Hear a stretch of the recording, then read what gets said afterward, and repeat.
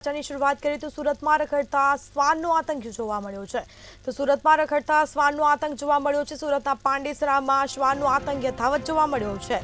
તો સાથે જ કહી શકાય કે લોકો ત્રાહિમામ પોકારી ગયા છે. 14 વર્ષીય ગણેશ કહારાને શ્વાને બચકા ભર્યા હતા. માતા સાથે તે જઈ રહેલા કિશોરને બચકા શ્વાને ભર્યા છે. શ્વાનના આતંક પગલે લોકોમાં પણ એક ડરનો માહોલ જોવા મળ્યો છે.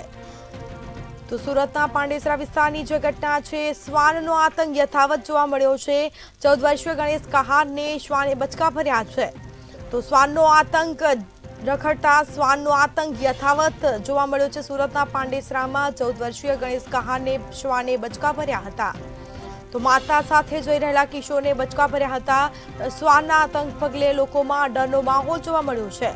પણ તંત્ર દ્વારા કોઈ કાર્યવાહી કરવામાં આવતી નથી. રખડતા ઢોરનો આતંક તો હતો જ, પરંતુ હવે લોકોએ શ્વાનનો આતંક પર ભોગવવાનો વારો આવ્યો છે, કારણ કે કોઈ કાર્યવાહી તંત્ર દ્વારા કરવામાં આવતી નથી.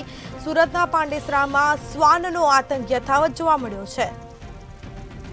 તો 14 વર્ષીય ગણેશ કહારને શ્વાને બચકા ભર્યા હતા. માતા જઈ રહેલા કિશોરને બચકા ભર્યા છે અને સાથે જ કહી શકાય કે તેને તાત્કાલિક સારવાર અર્થે લઈ જવામાં આવ્યો હતો. શ્વાનના આતંક પગલે લોકોમાં પણ એક ભયનો માહોલ જોવા મળ્યો છે. તો શ્વાનનો આતંક યથાવત સુરતના પાંડેસરા વિસ્તારમાં જોવા મળ્યો છે. સાથે જ કહી શકાય કે 14 વર્ષીય ગણેશ કહારને શ્વાને બચકા ભર્યા હતા. સાથે જ બીજી તરફ લોકોમાં પણ એક ડરનો માહોલ જોવા મળ્યો છે. શ્વાનના આતંક પગલે લોકોમાં ડર જોવા મળ્યો છે. માતા સાથે જઈ રહેલા કિશોરને બચકા ભર્યા છે. સુરતના પાંડેસરામાં શ્વાનનો આતંક યથાવત. રખડતા ઢોરનો આતંક તો હતો જ, પરંતુ હવે શ્વાનનો આતંક પણ જોવા મળ્યો છે. તંત્ર દ્વારા કોઈ કાર્યવાહી કરવામાં આવતી નથી. વધુ વિગતો સાથે સંવાદદાતા દિવ્યેશ પરમાર લાઈવ જોડાઈ ગયા છે આપણી સાથે. જી, સુરતના પાંડેસરા વિસ્તારમાં શ્વાનનો આતંક યથાવત જોવા મળ્યો, શું માહિતી?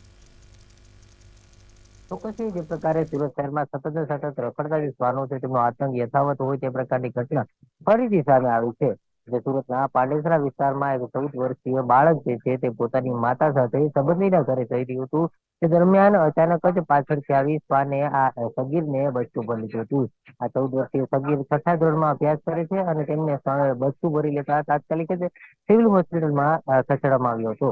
મહત્વનું કહી શકાય કે સુરત મહાનગરપાલિકા દ્વારા શ્વાનોના રસીકરણ અને ખસીકરણ પાછળ ખૂબ ખર્ચ કર્યો છે ને કરોડો રૂપિયા વહેંચાયા છે. તેમ છતાં પણ હજી સુધી કોઈ પણ પ્રકારની યોગ્ય કામગીરી છે તે જોવા નથી મળી રહી. આ કામ માત્ર કાગળ પર હોય તે પ્રકારના જે ઘટનાઓ છે તે બની રહી છે.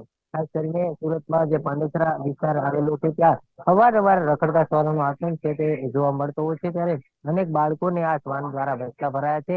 ત્યારે ફરી એક વખત આ પ્રકારની ઘટના સામે આવી છે.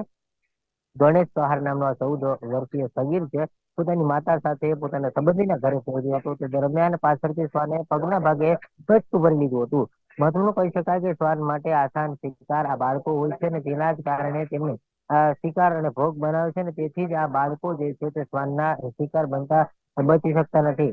મહત્વનું કહી શકાય કે અગાઉ પણ આ પ્રકારની ઘટના બની છે, તેમાં 3 જેટલા બાળકોના મોત થયા છે. ત્યારે કહી શકાય કે અત્યારે પણ આ પ્રકારની ઘટના જે છે સામે આવે છે અને બાળકો જે છે તે શ્વાનના હુમલાની જે ઘટનાઓ છે તે બાળકો પર બની રહી છે. ખાસ કરીને સુરત મહાનગરપાલિકાએ ચોક્કસ યોગ્ય પગલા ભરવા જોઈએ તે પ્રકારની લોકોની માંગ છે. કારણ કે લોકો હાલ ખૂબ જ રોષે ભરાયા છે. કારણ કે દરરોજના 20 થી વધારે કિસ્સાઓ જે છે તે સિવિલ હોસ્પિટલમાં શ્વાન ડોગ બાઇટના કિસ્સાઓ સામે આવે છે અને તેને જ લઈને તંત્રની જે કામગીરી છે, ઢીલી નીતિ છે તે સ્પષ્ટ સામે આવે છે. અને સુરતમાં સતત ને સતત આ પ્રકારની ઘટના ચિંતાજનક કહેવામાં આવી રહી છે. જી, તમામ જાણકારી આપવા બદલ આપનો આભાર. તો સુરતના પાંડેસરામાં શ્વાનનો આતંક યથાવત જોવા મળ્યો છે. 14 વર્ષીય ગણેશ કહારને શ્વાને બચકા ભર્યા હતા.